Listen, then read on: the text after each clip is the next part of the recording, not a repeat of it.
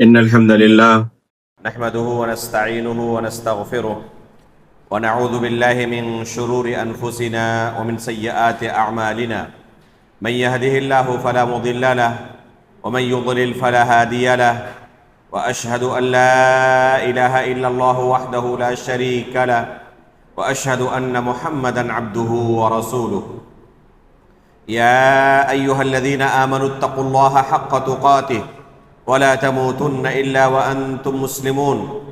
يا أيها الناس اتقوا ربكم الذي خلقكم من نفس واحدة وخلق منها زوجها وبث منهما رجالا كثيرا ونساء، واتقوا الله الذي تساءلون به والأرحام إن الله كان عليكم رقيبا.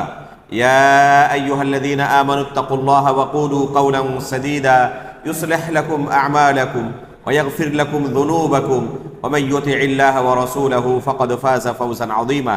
أما بعد، فإن أصدق الحديث كتاب الله، وأحسن الهدي هدي محمد صلى الله عليه وسلم، وشر الأمور محدثاتها، وكل محدثة بدعة، وكل بدعة ضلالة، وكل ضلالة في النار. محترم و مکرم حاضرین، گزشتہ ہفتے ہم نے شیخ الاسلام محمد بن عبد الوہاب رحمہ اللہ کی ایک بہت ہی اہم کتاب نواقض الاسلام کی شرح شروع کی تھی. پہلے درس میں ہم نے آپ کے سامنے کتاب کی اہمیت بیان کرنے کے ساتھ ساتھ کلمہ توحید کن کن کفریہ اعمال اور عقائد سے ٹوٹ سکتا ہے، ان میں سے دو اہم نواقض کا تذکرہ کیا تھا. انشاءاللہ آج کے درس میں ہم تیسرے ناقض سے آگے کا حصہ پڑھنا شروع کریں گے. چنانچہ شیخ محمد بن عبد الوہاب رحمہ اللہ فرماتے ہیں: الثالث من لم يكفر المشرکین او شک فی کفرہم او صحح مذہبہم کفر. تیسرا ناقض یہ ہے کہ اگر کوئی شخص مشرکوں کو کافر نہ سمجھے یا ان کے کفر پر شک کرے یا ان کے مذہب کو، ان کے دھرم کو درست ٹھہرائے، تو ایسا بندہ کافر ہو جائے گا.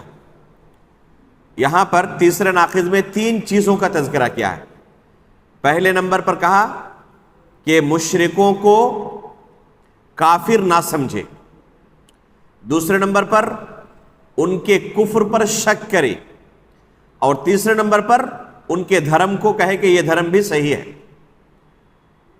ان تینوں باطل عقائد کے رکھنے کی وجہ سے ایک انسان دائرہ اسلام سے خارج ہو جاتا ہے، کافر ہو جاتا ہے، مسلمان باقی نہیں رہتا. اب ایک ایک پوائنٹ کو ہم دیکھیں گے. سب سے پہلے کہا من لم یکفر المشرکین، جو مشرک ہیں جنہوں نے کلمہ لا الہ الا اللہ کا اقرار ہی نہیں کیا ہے، اللہ رب العالمین کے ساتھ کھلے عام شرک کرتے ہیں، اپنے آپ کو مسلمان ہونے کا دعویٰ نہیں کرتے، تو ایسے لوگوں کو بھی کوئی شخص یہ سمجھے کہ یہ بھی حق پر ہیں اور ہم کسی کو کافر نہیں کہہ سکتے، گرچہ وہ شخص کھلے عام اپنے کافر ہونے کا اعلان کر رہا ہو، لیکن یہ مذہب کے نام پر اتنا روادار ہے کہ ہر ایک کے ساتھ دوستی نبھانا چاہتا ہے اور کہتا ہے کہ میں کسی کو کافر نہیں کہہ سکتا. تو کفار جو ہیں جن کو اللہ اور اس کے رسول نے کافر قرار دیا ہے، قرآن کریم کے اندر اب بے شمار آیتوں کے اندر پائیں گے کہ اللہ رب العالمین نے کفار کا حکم بیان کیا ہے. اللہ رب العالمین نے یا ایھا الذین کفروا سے خطاب کیا ہے. تو کچھ لوگ ہیں ایسے، بلکہ ان کی تعداد بے شمار ہے، جو کافر ہیں، جو مشرک ہیں، بتوں کی پوجا کرتے ہیں. اور کوئی شخص مذہبی رواداری کے نام پر کہے کہ نہیں میں کسی کو کافر نہیں کہہ سکتا، چاہے وہ یہودی ہو، چاہے نصرانی ہو، چاہے مجوسی ہو، چاہے ہندوازم ہو، چاہے جین ہو، چاہے کوئی بھی دھرم والا ہو، کہہ رہا کہ میں سب کو درست سمجھتا ہوں، کسی کو کافر نہیں سمجھتا. تو ایسا شخص دائرہ اسلام سے خارج ہو جائے گا، مسلمان باقی نہیں رہے گا، کیونکہ اللہ رب العالمین نے کھلے لفظوں میں ان کو کافر کہا ہے۔ اللہ کے رسول صلی اللہ علیہ وسلم نے ان کے ساتھ جنگیں کی ہیں، تو ان کو کافر نہ کہنا اور ان کو بھی مسلمان قرار دینے کا مطلب یہ ہے کہ خود رسول اللہ صلی اللہ علیہ وسلم نے مسلمانوں کے ساتھ ہی جنگ کی ہے۔ اللہ اور اس کے رسول کی، قرآن اور سنت کی کھلے عام تکذیب ہے، تو ایسا شخص مسلمان باقی نہیں رہ سکتا جو کافروں کو کافر نہ کہے۔ دوسرے نمبر پر کہا شک فی کفرہم، ان کے کفر کے بارے میں شک کرے، تو شک کرنے والا بھی دائرہ اسلام سے خارج ہو جائے گا، ایسا شخص بھی مسلمان باقی نہیں رہے گا۔ اور اس بارے میں بھی تمام سلف صالحین کا اجماع ہے، چنانچہ بہت سارے ایسے کفری عقائد اور باطل عقائد جن کے ارتکاب سے انسان اسلام سے خارج ہو جاتا ہے، سلف صالحین نے ان کے بارے میں بالاجماع کہا ہے کہ اگر کوئی شخص ان کے کافر ہونے کے بارے میں شک کرے تو شک کرنے والا بھی کافر ہو جاتا ہے۔ جیسے کہ شیخ الاسلام علامہ ابن تیمیہ رحمہ اللہ امام مالک رحمہ اللہ سے نقل کرتے ہیں، اجمع العلماء على ان شاتم الرسول کافر وحکمہ عند الائمة القتل ومن شک فی کفرہ کفر۔ امام مالک رحمہ اللہ کیا فرماتے ہیں کہ تمام علماء کا اس بارے میں اجماع ہے کہ رسول اللہ صلی اللہ علیہ وسلم کو گالی دینے والا کافر ہے، اور ائمہ کرام کے نزدیک ایسے شخص کا حکم یہ ہے کہ اسے قتل کر دیا جائے۔ اگر اسلامی حکومت قائم ہوگی، عدالت کے اندر ایسے شخص کا معاملہ پیش کیا جائے گا، اس کا جرم ثابت ہو جائے کہ اس نے رسول اللہ صلی اللہ علیہ وسلم کو گالی دی ہے، تو ایسے شخص کو عدالت کی طرف سے کیا حکم دیا، سزا سنائی جائے گی کہ ایسے شخص کو قتل کر دیا جائے۔ ایسے شخص کی سزا اسلامی عدالت میں صرف اور صرف قتل ہے۔ آگے فرمایا امام مالک رحمہ اللہ نے ومن شک فی کفرہ کفر، یہی محل شاہد ہے کہ ایسے شخص کے کافر ہونے کے بارے میں بھی اگر کسی کو شک ہو تو شک کرنے والا بھی کافر ہو جائے گا۔ کوئی کہے کہ اللہ کے رسول کو اس نے گالی دی ہے لیکن مجھے شک ہے اس کے کافر ہونے یا مسلمان باقی رہنے کے بارے میں۔ ایک شخص ہے جو اسلام کا دعویٰ کرتا ہے، کلمہ لا الہ الا اللہ کا اقرار کرنے والا ہے، نماز بھی پڑھ لیتا ہے لوگوں کے ساتھ، لیکن رسول اللہ صلی اللہ علیہ وسلم کو گالی گلوچ کرتا ہے، نعوذ باللہ من ذالک، تو ایسا شخص مسلمان باقی نہیں رہ سکتا۔ اگر کوئی شخص اس شخص کے کافر ہونے کے بارے میں شک کرے تو شک کرنے والا بھی کافر ہو جاتا ہے۔ امام مالک رحمہ اللہ نے اجماع نقل کیا ہے تمام علماء کا کہ شاتم رسول کے کافر ہونے کے بارے میں شک کرنے والا بھی کافر ہو جاتا ہے، مسلمان باقی نہیں رہتا۔ اسی طرح امام سفیان ابن عیینہ رحمہ اللہ فرماتے ہیں، یہ سفیان ابن عیینہ رحمہ اللہ امام بخاری رحمہ اللہ سے پہلے ہیں۔ امام بخاری رحمہ اللہ کی پیدائش ہوئی ہے 194 ہجری میں، اور سفیان ابن عیینہ رحمہ اللہ کی وفات ہوئی ہے 198 ہجری میں، یعنی جب ان کی وفات ہوئی تو امام بخاری کی عمر کتنی تھی؟ صرف 4 سال عمر تھی امام بخاری رحمہ اللہ کی۔ اس لیے امام بخاری رحمہ اللہ سفیان ابن عیینہ رحمہ اللہ سے ڈائریکٹ ملاقات نہیں کر سکے، ان کی احادیث کو ڈائریکٹ ان سے نہیں سن سکے، کہ باہر محدثین میں شمار ہوتے ہیں۔ امام بخاری رحمہ اللہ نے اپنی صحیح کے اندر، اسی طرح امام مسلم رحمہ اللہ نے بھی اپنی صحیح کے اندر امام سفیان ابن عیینہ رحمہ اللہ کی بے شمار احادیث روایت کی ہیں، لیکن ایک واسطے سے۔ امام بخاری رحمہ اللہ یا امام مسلم رحمہ اللہ نے ڈائریکٹ ان کو نہیں پایا ہے، بلکہ امام مسلم رحمہ اللہ کی پیدائش سے پہلے وفات پا چکے تھے۔ امام مسلم رحمہ اللہ 206 ہجری میں پیدا ہوئے ہیں، اور سفیان بن عیینہ رحمہ اللہ 198 میں وفات پا چکے ہیں، تو ان کا زمانہ ذرہ برابر بھی نہیں پایا امام مسلم رحمہ اللہ نے۔ امام بخاری رحمہ اللہ نے 4 سال پایا، لیکن چھوٹے بچے تھے، نہیں سن سکے۔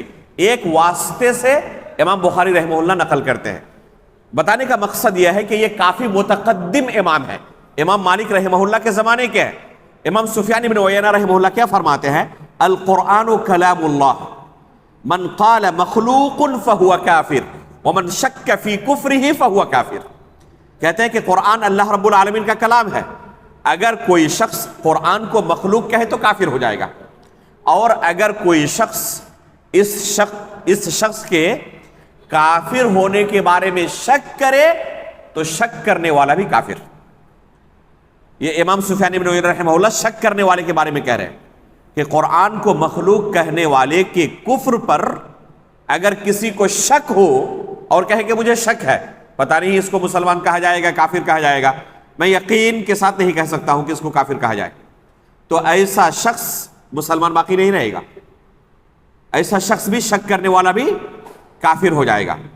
اسی طرح امام ابو حاتم الرازی اور امام ابو زرعہ الرازی رحمہ اللہ، تمام علماء اسلام کا اپنے زمانے کے جو علم کے مراکز تھے اس زمانے کے تمام علماء کا اجماع نقل کرتے ہوئے فرماتے ہیں کہ القرآن کلام اللہ غیر مخلوق ومن زعم ان القرآن مخلوق فهو کافر باللہ العظیم کفرا ينقل عن الملہ ومن شک فی کفرہ ممن یفہم فهو کافر.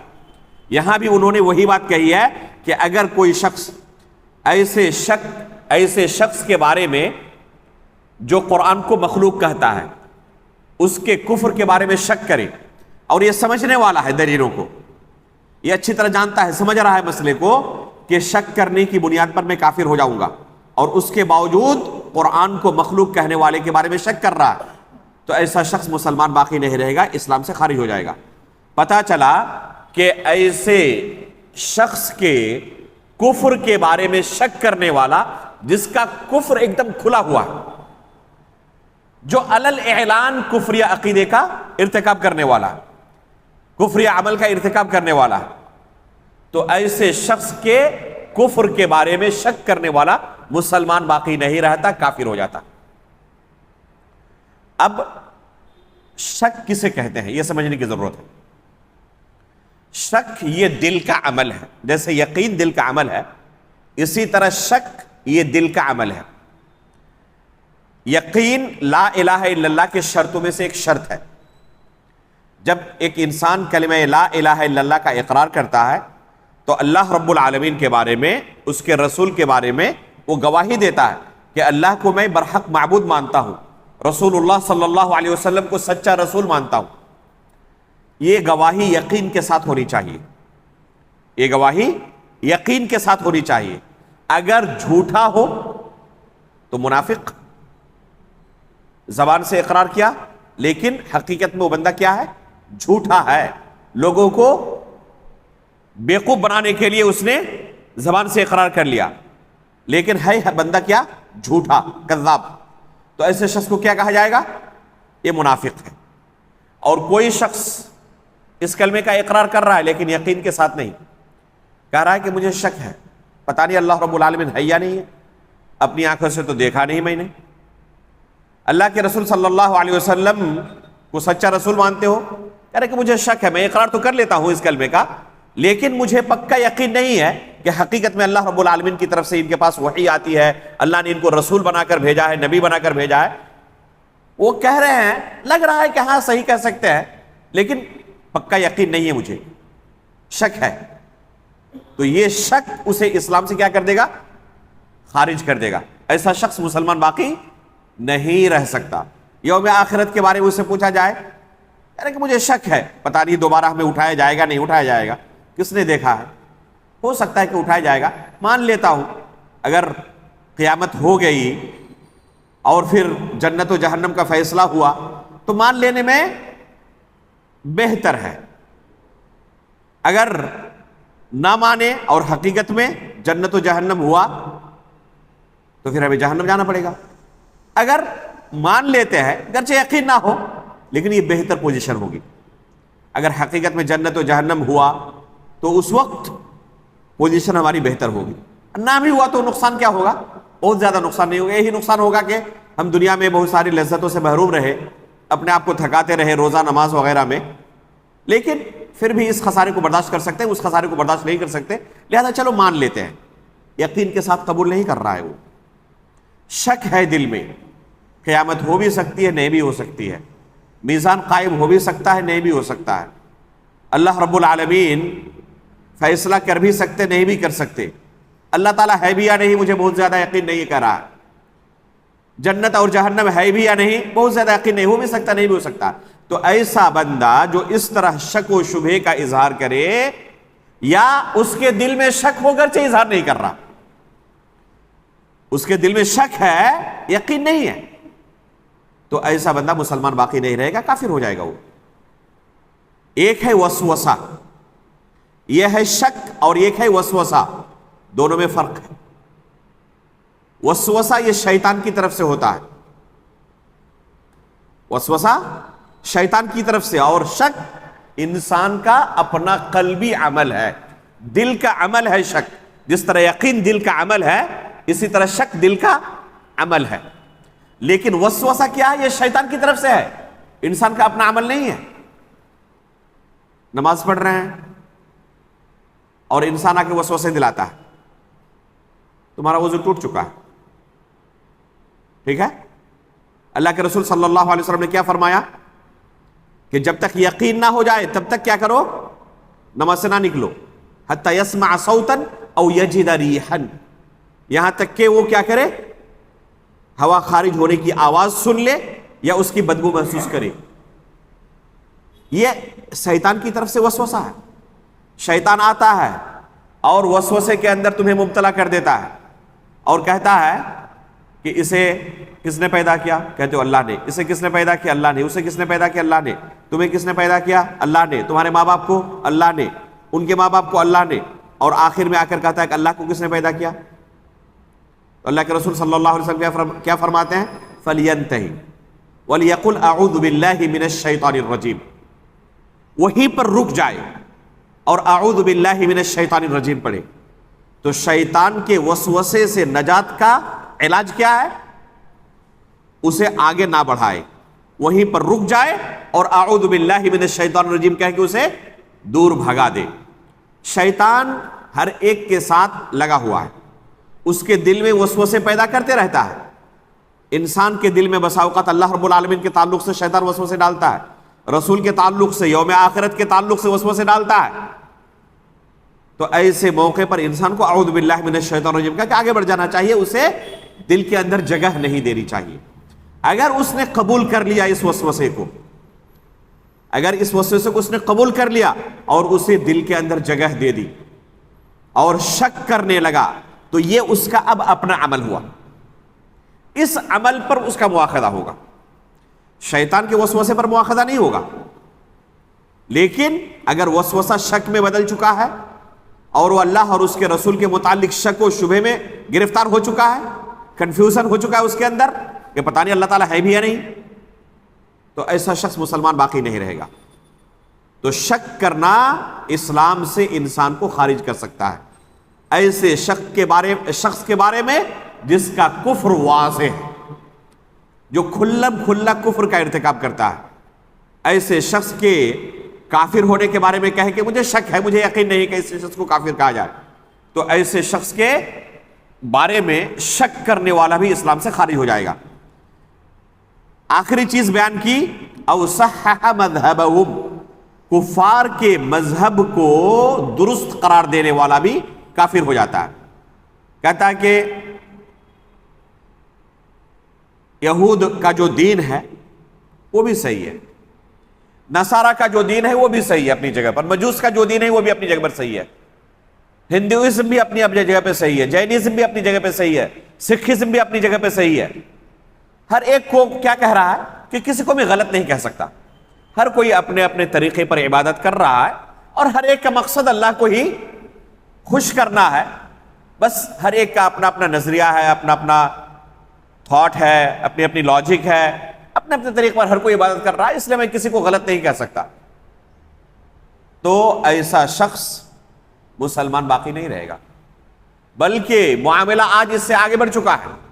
بعض لوگ اس کی طرف دعوت دیتے ہیں کہ آؤ تمام مذاہب والے مل کر ایک نیا دین تیار کرتے ہیں، ہر ایک کی مرضی کے مطابق کچھ چیزوں کو اس میں رکھا جائے گا اور ایک نیا دین تیار ہوگا.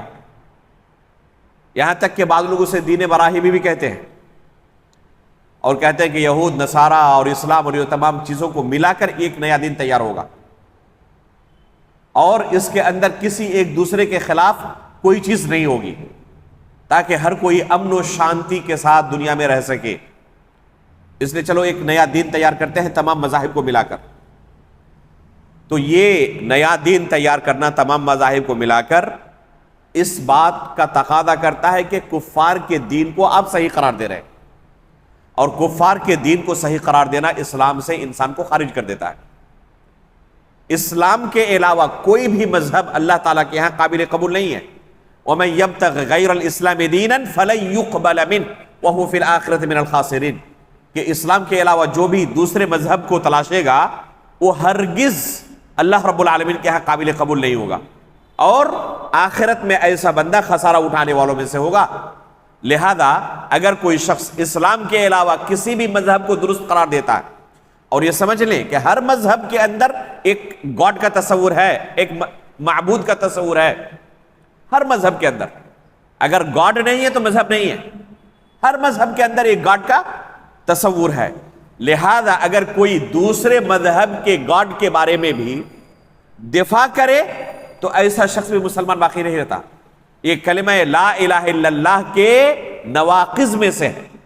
لا الہ الا اللہ کا تقاضا یہ ہے کہ صرف اور صرف اللہ رب العالمین کو برحق معبود مانا جائے، اور اللہ کے علاوہ جتنے معبودوں کا لوگوں کے ذہن میں تصور ہے تمام معبودوں کو باطل قرار دیا جائے۔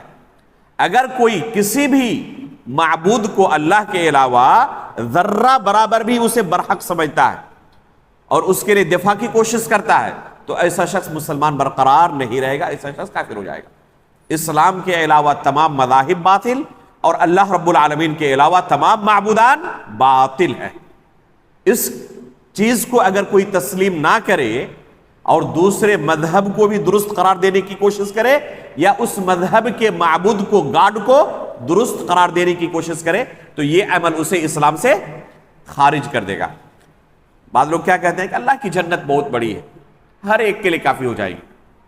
اس لیے ہم کہیں گے کہ ہر کوئی اپنے اپنے طریقے پر اللہ کی عبادت کر رہا ہے، کسی پر نکیر نہ کرو۔ یہ مذہبی رواداری جو لوگ دکھاتے ہیں نا، وہ حقیقت میں انتہائی بڑے غفلت کے شکار ہیں، اور ایسے لوگ جو مذہب کے نام پر بہت روادار بنتے ہیں انہی دیکھیں گے آپ کہ دنیاوی معاملات میں انتہائی سخت ہوتے ہیں۔ دنیاوی معاملات میں سختی اور مذہب کے نام پر رواداری، تو حقیقت میں یہ ایک شیطانی چال ہے جو بعض لوگوں کو پھنسائے ہوئے ہے۔ اللہ رب العالمین ہمیں اس سے بچائے اور اس سے محفوظ رکھے۔ تو وحدت ادیان کا جو تصور ہے ایک کفری عقیدہ ہے۔ وحدت ادیان یعنی تمام مذاہب کو ملا کر ایک مذہب بنانا، یہ ایک کفری عقیدہ اور کفری عمل ہے۔ ہاں البتہ تمام مذاہب کے لوگوں کا کسی سماجی برائی کے خلاف اکٹھا ہونا، اس میں کوئی حرج نہیں، یہ جائز ہے۔ مثال کے طور پر کوئی دہشت گرد ہے، علاقے میں دہشت پھیلا رہا، تمام مذاہب کے لوگ اکٹھے ہو کر اس دہشت گرد کا مقابلہ کرنا چاہتے ہیں، تو ایسے معاملے میں کوئی حرج نہیں ہے، ان کے ساتھ جمع ہوا جا سکتا ہے۔ کوئی شخص ظالم ہے اور کسی پر ظلم کر رہا، مان لیں ایک منٹ کے لیے کہ ظالم اور مظلوم دونوں غیر مسلم ہیں، ٹھیک ہے؟ اب تمام مذاہب والے، پورے شہر والے مل کر کیا کرنا چاہتے ہیں کہ اس ظالم کے خلاف ایکشن لیا جائے۔ تو ایسے معاملات میں تمام مذاہب والوں کے ساتھ مل کر بیٹھنا اور تمام مذاہب والوں کے ساتھ اتحاد قائم کرنا، اس میں کوئی حرج نہیں ہے۔ مثال کے طور پر اور ایک لے لیں کہ کسی درندے نے کسی خاتون کا بلاತ್ಕಾರ کیا، ریپ کیا، اس کے خلاف پروٹیسٹ ہو رہا ہے، تمام مذاہب والے بلاತ್ಕಾರ کے خلاف، ریپ کے خلاف، زنا کے خلاف کوئی بل پاس کر رہے ہیں، کوئی قانون سخت لا رہے ہیں تاکہ اس سماج اور معاشرے کو ریپ سے محفوظ کیا جائے، پاک کیا جائے۔ تو ایسے معاملات میں دوسرے مذاہب کے ساتھ اہل اسلام بھی جا کر شریک ہو سکتے نہیں ہو سکتے؟ ہو سکتے، کوئی حرج نہیں ہے، یہ وحدت ادیان نہیں ہے۔ اللہ کے رسول صلی اللہ علیہ وسلم حلف الفضول میں شریک ہوئے تھے، اور نبی بننے کے بعد بھی اللہ کے رسول صلی اللہ علیہ وسلم فرماتے تھے کہ اگر مجھے دوبارہ اس طرح کے کسی معاملے میں بلایا جائے تو میں شریک ہوں گا اس میں۔ اللہ کے رسول صلی اللہ علیہ وسلم مدینہ گئے تو یہود کے ساتھ اللہ کے رسول صلی اللہ علیہ وسلم نے کیا کیا؟ معاہدہ کیا تھا باضابطہ۔ تو غیر مسلموں کے ساتھ کسی اچھے کام میں معاہدہ کرنا یہ وحدت ادیان نہیں ہے، یہ کفری عمل نہیں ہے، یہ جائز عمل ہے۔ غیر مسلموں کے ساتھ کسی سماجی کام میں اتحاد برقرار رکھنا یہ مطلوب چیز ہے۔ اگر کسی ظلم کے خلاف آپ متحد ہو رہے ہیں تو کوئی حرج نہیں ہے، جائز ہے، بلکہ یہ مطلوب ہے۔ لیکن اسلام سے کمپرومائز کرنا دین کے نام پر، کہ یہاں پر مثال کے طور پر آپ نے اتحاد قائم کیا، تمام مذاہب کے درمیان لوگوں کو بلایا ایک پلیٹ فارم پر، اور وہاں پر کفریہ اور شرکیہ عمل کو فروغ دیا جائے اور وہاں پر آپ شرکت کریں۔ مثال کے طور پر اس محفل کی شروعات ہوگی کسی شرکیہ کلام سے، اور بیچ بیچ میں وہ نعرے لگائیں گے اپنے معبودوں کے، تو پھر ایسی جگہوں پر وہ خالص سماجی کام نہیں رہ گیا بلکہ مذہبی کام ہو گیا ہے۔ اور کفر و شرک کا تعاون ایک مسلمان نہیں کر سکتا۔ سماجی برائی کے خلاف لڑنے کے لیے ہمیشہ تیار، لیکن کفر و شرک کا تعاون ہم کسی صورت میں نہیں کر سکتے۔ تو یہ دو الگ الگ چیزیں ہیں، دونوں کو خلط ملط نہ کیا جائے۔ اس کے بعد فرماتے ہیں چوتھا نمبر ناقض، یعنی جس سے ایک انسان اسلام سے خارج ہو جاتا ہے، من اعتقد ان غیر هدی النبی صلی اللہ علیہ وسلم اکمل من ہدیہ او ان حکم غیرہ احسن من حکمہ کالذین یفضلون حکم الطواغیت علی حکمہ فہو کافر۔ چوتھا ناقض یہ ہے کہ اگر کوئی شخص یہ عقیدہ رکھے کہ نبی صلی اللہ علیہ وسلم کے طور و طریقے کے علاوہ دوسرے کا طور و طریقہ افضل ہے، زیادہ کامل ہے، تو ایسا شخص بھی اسلام سے خارج ہو جاتا ہے۔ ہر خطبہ جمعہ میں آپ سنتے ہیں ان خیر الحدیث کتاب اللہ وخیر الہدی ہدی محمد صلی اللہ علیہ وسلم، کہ سب سے بہترین کلام اللہ رب العالمین کا کلام ہے، اور سب سے بہترین راستہ نبی صلی اللہ علیہ وسلم کا راستہ ہے، سب سے بہترین طریقہ نبی صلی اللہ علیہ وسلم کا طریقہ ہے۔ اگر کوئی شخص کسی بھی امام کے تعلق سے، پیر کے تعلق سے، کسی بابا کے تعلق سے، کسی پادری کے تعلق سے یہ سمجھے کہ انہوں نے جو فلسفی پیش کی ہے، جینے کا طریقہ سکھایا ہے، فلاں سائی بابا ہیں، فلاں شخص ہے، فلاں شخص ہے، مقدس ہستیاں ہر زمانے میں ابھرتی رہتی ہیں۔ مدر ٹریسا کے نام پہ ابھری تھی ہندوستان میں، کہیں پر اور کسی بابا کے نام پہ۔ سماج اور معاشرے کے اندر بعض لوگ اس طرح عظیم مقبولیت حاصل کر لیتے ہیں تمام مذہب والوں کے ہاں۔ تو ایسے لوگوں کے بارے میں بعض لوگ کیا نظریہ رکھنے لگتے ہیں، خصوصاً جو لوگ دین اسلام کے بنیادی عقائد سے واقف نہیں ہوتے، وہ کہتے ہیں کہ یہ بندہ جو ہے نا، اس سے افضل کسی کا طریقہ نہیں ہو سکتا۔ آپ اس کے سامنے کہیں نبی صلی اللہ علیہ وسلم کا طریقہ، کہتے نہیں، نبی صلی اللہ علیہ وسلم کا طریقہ بھی اپنی جگہ پر ٹھیک ہے، لیکن آج کے زمانے میں اس کے تھاٹ کے آگے ہر ایک کا تھاٹ فیل ہے۔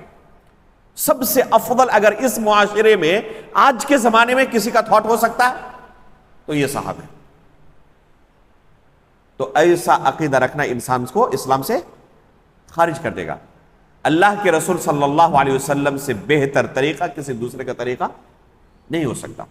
یہ دین کا بنیادی مسئلہ ہے، یہ دین کی بنیاد ہے کہ نبی صلی اللہ علیہ وسلم کے طریقے کو ایک انسان سب سے افضل اور سب سے اکمل مانے۔ کوئی شخص یہ کہے کہ اللہ کے رسول صلی اللہ علیہ وسلم کو میں اسوہ حسنہ نہیں مانتا، یا اسوہ حسنہ مانتا ہوں لیکن اسوہ کاملہ نہیں مانتا، اسوہ حسنہ مانتا ہوں، اچھے تھے لیکن کامل نہیں تھے، نعوذ باللہ من ذالک۔ آج کے زمانے کے جو تقاضے ہیں نا، اس زمانے کا عرب کا معاشرہ 1400 سال پہلے کا اس زمانے کے لحاظ سے کامل تھے، لیکن آج کے لحاظ سے بہت ساری تبدیلیاں ہو چکی ہیں۔ زمانہ کتنا ترقی کر چکا ہے، انسان چاند پر پہنچ چکا ہے۔ یہ آج کے ٹیکنالوجی کے زمانے میں اللہ کے رسول کامل اسوہ ہو ہمارے لیے، یہ کامل ہم نہیں مانتے، اسوہ حسنہ تک مانتے ہیں، اچھے ہیں لیکن کامل نہیں ہے۔ اور بہت ساری چیزیں ہیں جو اللہ کے رسول صلی اللہ علیہ وسلم کے طریقے میں ہمیں نہیں ملتا ہے، دوسروں سے ہمیں ادھار لینے کی ضرورت پڑتی ہے۔ تو ایسا عقیدہ رکھنے والا مسلمان باقی نہیں رہے گا، ایسا عقیدہ رکھنے والا دین اسلام سے خارج ہو جائے گا۔ اور افسوس کی بات یہ ہے کہ ہمارے ملک کے اندر بہت بڑے بڑے دانشور مسلمانوں کی ایک بہت بڑی جماعت کو جنہوں نے متاثر کیا ہے، ببانگ دہلے انہوں نے یہی لوگوں کو پیغام دیا ہے کہ اللہ کے رسول صلی اللہ علیہ وسلم، نعوذ باللہ، اللہ کے رسول صلی اللہ علیہ وسلم اسوہ حسنہ تک تو ہے لیکن اسوہ کامل نہیں ہے۔ آج کے زمانے کے جو تقاضے ہیں، نئے دور کے جو تقاضے ہیں، اس دور کے تقاضے کچھ الگ ہیں۔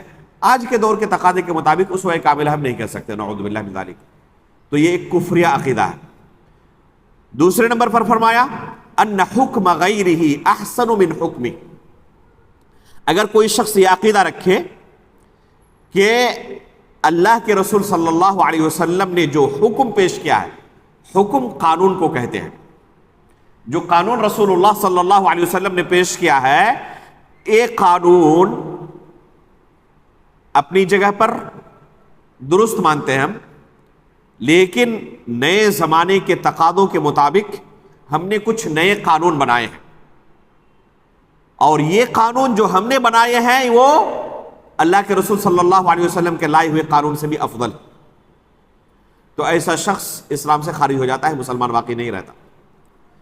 اگر کوئی شخص کہے کہ میں افضل تو نہیں مانتا لیکن برابر مانتا ہوں، جیسے زنا کا معاملہ ہے، 1400 سال پہلے اس زمانے کے عرب کے معاشرے کے لحاظ سے صحیح تھا کہ اگر کوئی شخص زانی ہے، شادی شدہ ہے، تو اسے رجم کر دیا جائے۔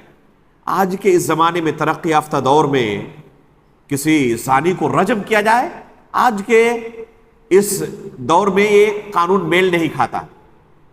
اس لیے ہم نے ایک اس کا متبادل قانون بنایا ہے کہ ایسے شخص کو 10 سال کی عمر قید کی سزا سنائی جائے۔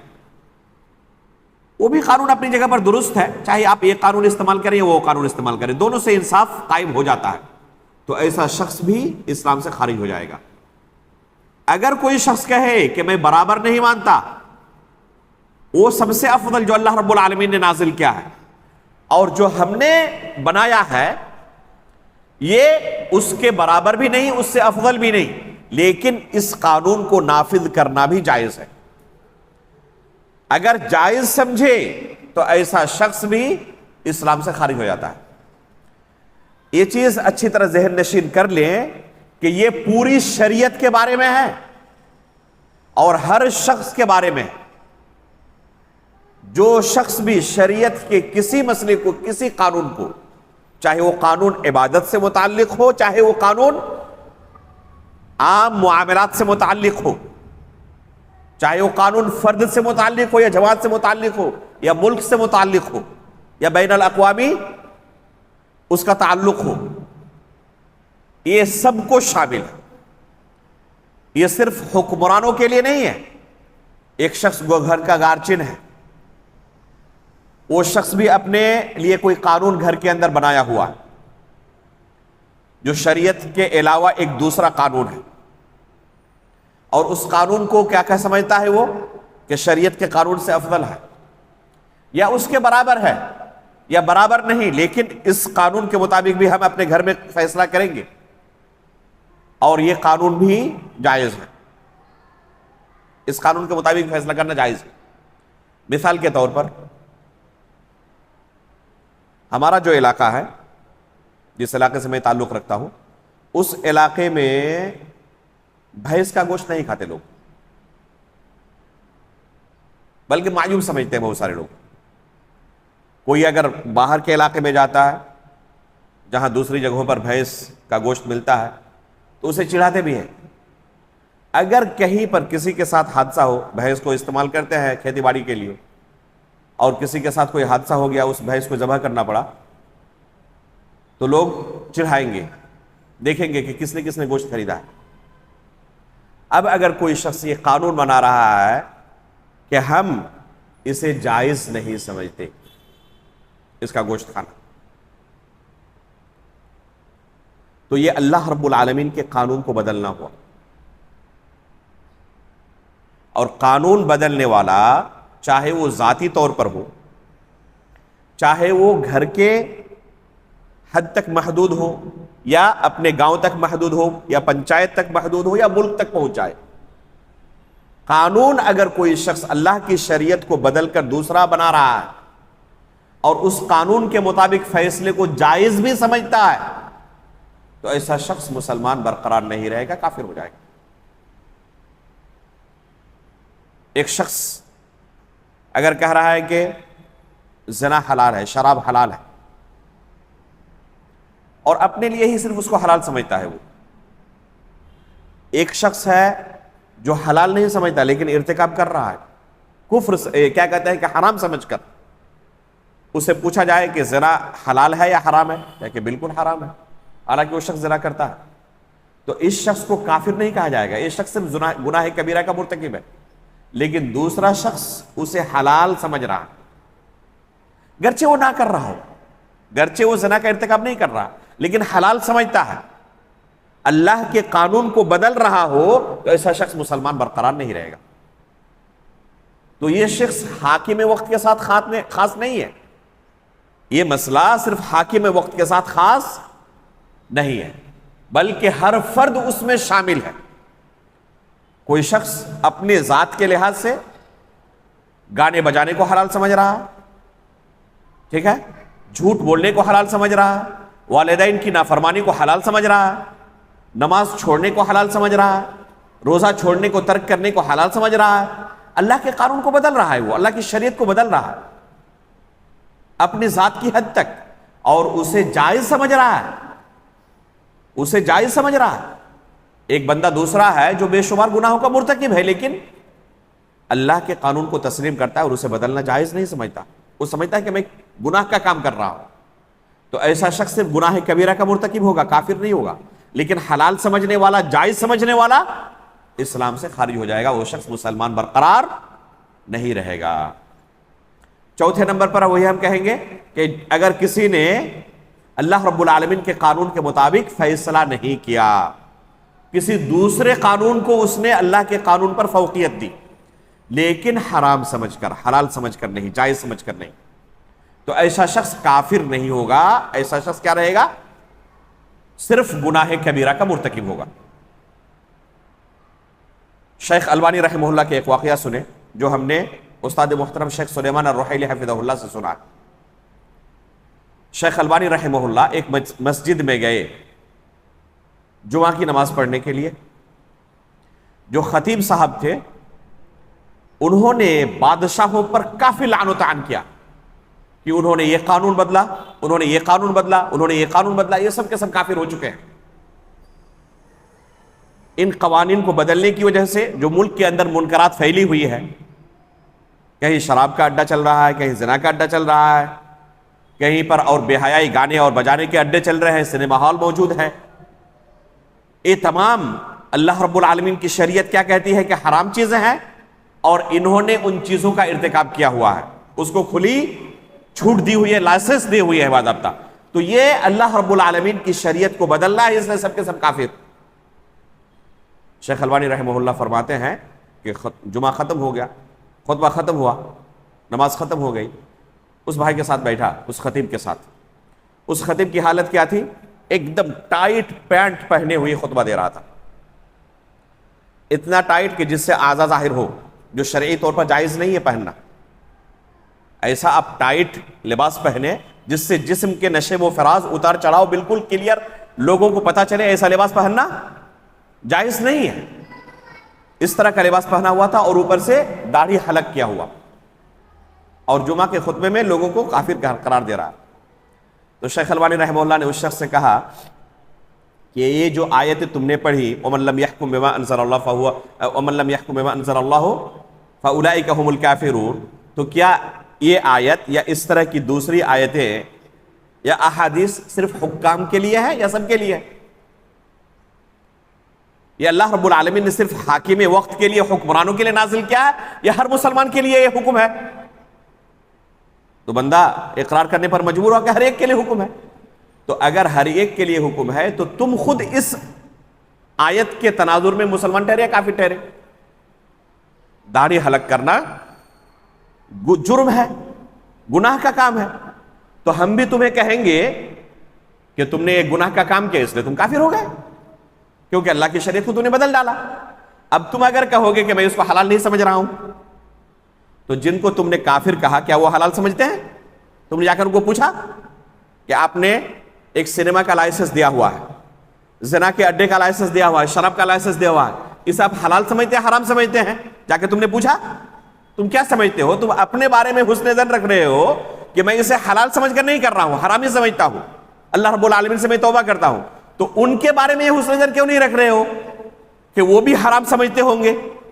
کیسے تم نے پتا کر لیا کہ انہوں نے حلال سمجھ کر ان چیزوں کو انجام دیا ہے؟ اگر کوئی حلال سمجھ کر کرے تو کافر ہوگا، لیکن اگر حرام سمجھ کر رہا ہو تو صرف گناہ کبیرہ کا مرتکب ہے۔ آپ اکثر پائیں گے تحریکیوں کو کہ بلاد عرب کے جتنے حکمران ہیں تمام کے بارے میں وہ کافر ہونے کا نظریہ رکھتے ہیں۔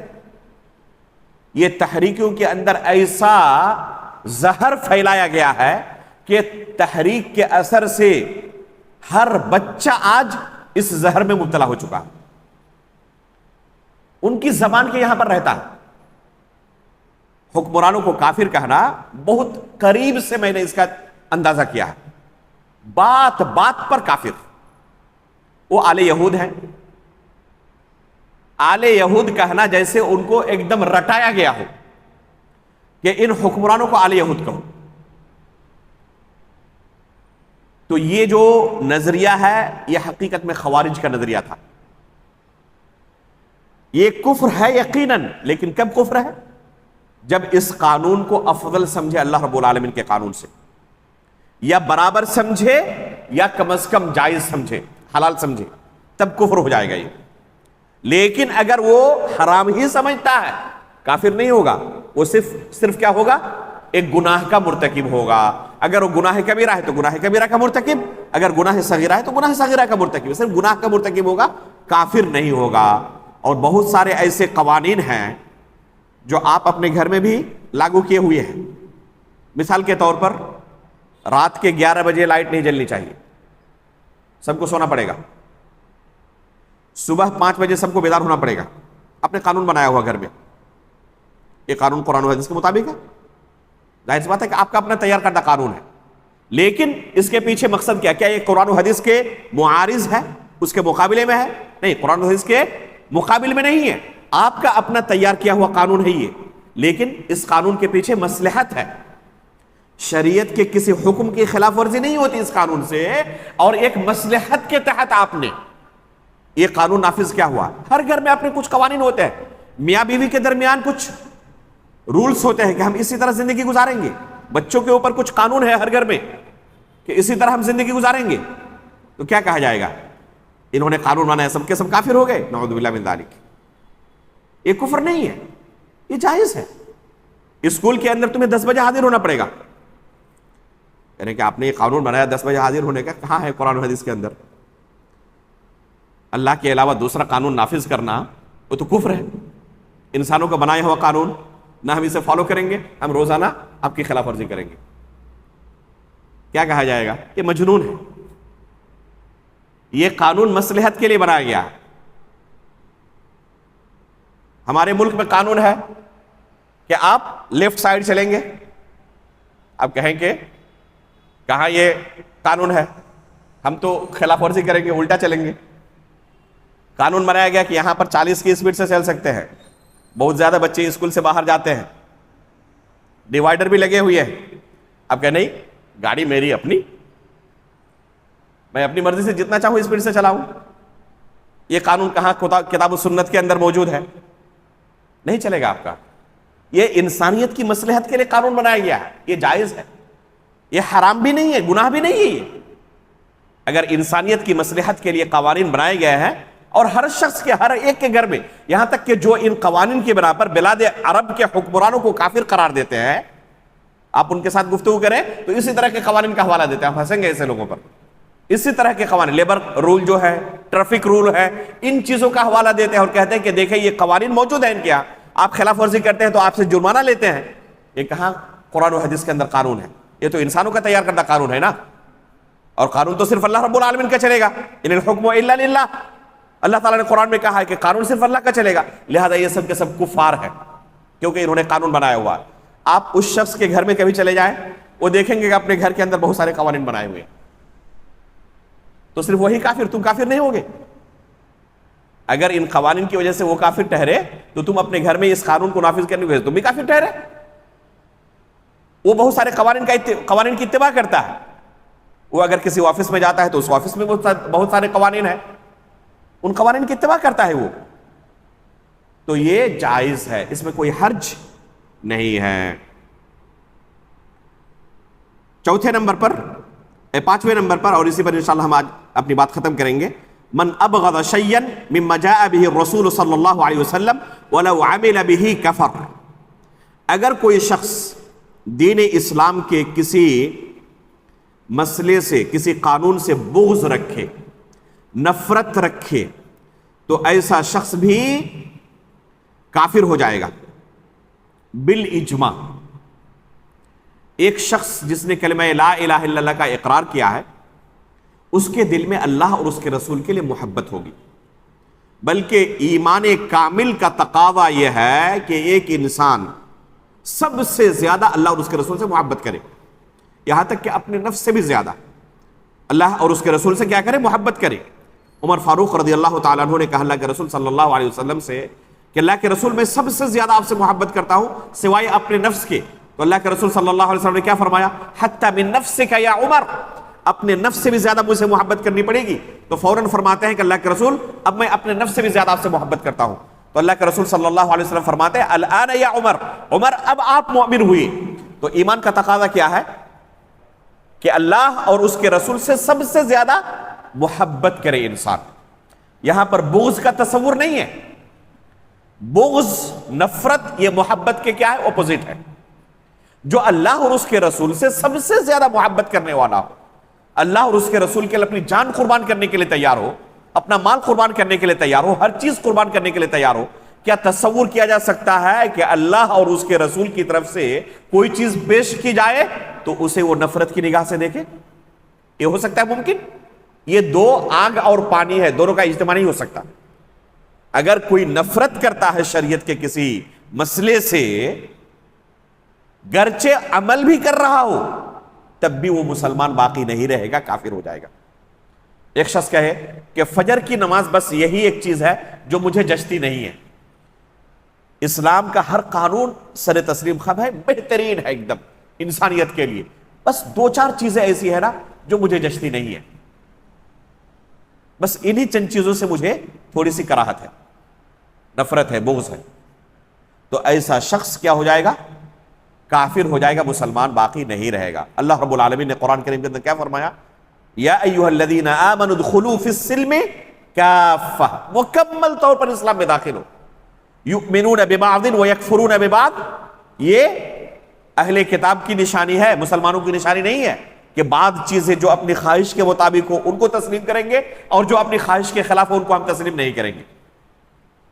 یہ اسلام ہمیں اس کی چھوٹ نہیں دیتا ہے، ہر چیز کو ادخلوا فی السلم کافہ، تمام کے تمام چیزوں پر سر تسلیم خم کر دینا، اسی کو اسلام کہتے ہیں، گرچہ ہماری رغبت کے خلاف ہو، خواہش کے خلاف ہو، لیکن اللہ رب العالمین کا حکم ہے سر تسلیم خم ہے۔ ختنہ کہے کہ مجھے بس یہی قانون پسند نہیں ہے، باقی تمام چیزیں قابل قبول ہیں، چور کا ہاتھ کاٹنا بس اسی سے مجھے نفرت ہے، زانی کو رجم کرنا اسی سے مجھے نفرت ہے، چند چیزیں ہیں، باقی تمام چیزیں مجھے محبوب ہیں۔ تو کوئی شخص شریعت کے کسی بھی مسئلے سے نفرت کا اظہار کرے، بغض رکھے، گرچہ عمل بھی کر رہا ہو، جو شخص فجر کی نماز سے نفرت کرتا ہے، سب سے پہلے وہی حاضر ہوتا ہو، لیکن نفرت رکھتا ہے دل کے اندر، تو ایسا شخص مسلمان باقی نہیں رہے گا، ایسا شخص دار اسلام سے خارج ہو جائے گا۔ تو بغض رکھنا، نفرت رکھنا، یہ اسلام کے منافی ہے، محبت الہی اور محبت رسول کے منافی ہے۔ اللہ رب العالمین نے قرآن کریم کے اندر فرمایا ذَلِكَ بِأَنَّهُمْ كَرِهُوا مَا أَنزَلَ اللَّهُ فَأَحْبَطَ أَعْمَالَهُمْ، کفار کے بارے میں کہ انہوں نے اللہ رب العالمین نے جو چیزیں نازل کی ہیں ان چیزوں کو انہوں نے کیا کیا؟ کراہت کی نظر سے دیکھا، ناپسند کیا، تو اللہ رب العالمین نے ان کے تمام اعمال کو ضائع اور برباد کر دیا۔ تو یہ کراہت اور نفرت ہے، یہ کراہت اور نفرت ایک انسان کو اسلام سے خارج کرنے والا۔ البتہ اگر کوئی شخص اسلام کے قانون کو من وعن تسلیم کرے اور محبت کرے، کہیں کہ مجھے سر تسلیم خم ہے، اس سے بہتر کوئی دوسرا قانون ہو ہی نہیں سکتا۔ البتہ بعض قوانین ایسے ہیں جن کو میں اپنی آنکھوں سے نہیں دیکھ پاؤں گا، جیسے جانور کا ذبح کرنا حلال ہے، قربانی عبادت ہے، لیکن میں ذبح بھی نہیں کر پاؤں گا، میرا دل اتنا بڑا نہیں ہے، اور نہ میں اس منظر کو دیکھ سکتا ہوں، بھاگ جاتا ہے۔ کسی چور کا ہاتھ کاٹا جائے گا، اسلامی حکومت ہے مثال کے طور پر کہے کہ چلو آج فلاں جگہ پہ اعلان ہوا ہے چور کا ہاتھ کاٹا جائے گا۔ سعودی عرب کے اندر جمعہ کے دن، جمعہ کی نماز کے بعد اگر کبھی اس طرح کا کوئی پکڑا جائے، عدالت کے اندر اس کا کیس ثابت ہو چکا ہے، تو لوگوں کے مجمع میں اس کا ہاتھ کاٹا جاتا ہے، یا کوئی قصاص کا ہے معاملہ ہے تو لوگوں کے مجمع میں، تاکہ لوگ عبرت پڑے، جیسے کہ پکڑیں، جیسے کہ اللہ رب العالمین نے کیا کہا ہے وَلْيَشْهَدْ عَذَابَهُمَا طَائِفَةٌ مِّنَ الْمُؤْمِنِينَ، ان دونوں کی سزا کو لوگوں کی ایک جماعت اپنی آنکھوں سے دیکھے، تاکہ کیا ہو، لوگ اس سے ڈرے، سماج اور معاشرے سے اس برائی کا خاتمہ ہو سکے۔ چھپکے سے کرنا سزا کا نفاذ کوئی فائدہ نہیں ہوتا، اس سے لوگوں کی نظر کے سامنے اس طرح کی سزا دی جائے تو لوگ ڈریں گے کہ اگر میں بھی اس طرح کا کوئی جرم کیا تو میرے ساتھ بھی یہی ہونے والا، تو اللہ رب العالمین نے حکم دیا۔ اب اگر کوئی بندہ کہے کہ دیکھو میرا دل اسے یہ نہیں کر پائے گا، برداشت نہیں کر پائے گا، کمزور دل کا ہوں میں، اس لیے میں نہیں جاؤں گا، کیا کہا جائے گا؟ یہ شخص کافر ہو گیا؟ نہیں، یہ کافر نہیں ہوگا، اسے تسلیم ہے، البتہ ذاتی طور پر وہ متحمل نہیں ہے، برداشت کی قوت اس کے پاس نہیں ہے۔ ایک خاتون ہے، مردوں کو اللہ رب العالمین نے 4 شادی کی اجازت دی ہے، کہتے کہ مجھے یہ قانون سر تسلیم خم ہے، اللہ رب العالمین نے جو قانون نافذ کر دیا ہے ذرہ برابر مجھے کوئی اعتراض نہیں، اور نہ اس قانون سے کوئی بغض اور نفرت اور کراہت ہے، البتہ میں نہیں چاہتی کہ میرا شوہر کوئی دوسری شادی کرے، تو کیا وہ اسلام سے خارج ہو جائے گی، کافر ہو جائے گی؟ نہیں، اس وجہ سے کافر نہیں ہوگی وہ۔ اب کوئی جا کے نہ کہے اپنی بیوی کو میں دوسری شادی کر رہا ہوں، یہ اسلام کا قانون ہے، اگر تم نفرت کرو گی تو اسلام سے خارج ہو جاؤ گی، نہیں، یہ ایسا خارج نہیں ہوتی ہے اسلام سے۔ وہ اپنے لیے پسند نہیں کرتی کہ اس کا شوہر دوسری شادی کرے، جائز ہے، اس میں کوئی حرج نہیں ہے، اس پر اس کا مواخذہ نہیں ہوگا۔ ہاں، اگر وہ اس قانون کو ناپسندیدگی کی نگاہ سے دیکھے تو پھر وہ دائرہ اسلام سے خارج ہو جائے گی، وہ مسلمان باقی نہیں رہ سکتی ہے اگر اس قانون سے نفرت کرتی ہو۔ تو یہ ہے بغض اور نفرت جو محبت سے بالکل الگ ہے۔ محبت اور نفرت دو متضاد چیزیں ہیں، ایک انسان کے دل میں اللہ اور اس کے رسول کے لیے محبت ہونی چاہیے۔ اسی پر آج کا درس ہم ختم کرتے ہیں، جو باقی چیزیں ہیں تقریباً کتنی ہو گئی؟ اللہ کے فضل سے 5 چیزیں ہو گئی، انشاءاللہ 6 ناقص سے اگلے درس میں ہم پڑھیں گے۔ اللہ رب العالمین سے ہم دعا کرتے ہیں کہ اللہ رب العالمین ان تمام کفریہ اعمال اور باطل عقائد سے ہمیں دور رہنے کی توفیق عطا فرمائے، آمین، تقبل یا رب العالمین، وصلی اللہ علی نبینا محمد، سبحانک اللہم و بحمدک، اشہد ان لا الہ الا انت، استغفرک و اتوب الیک۔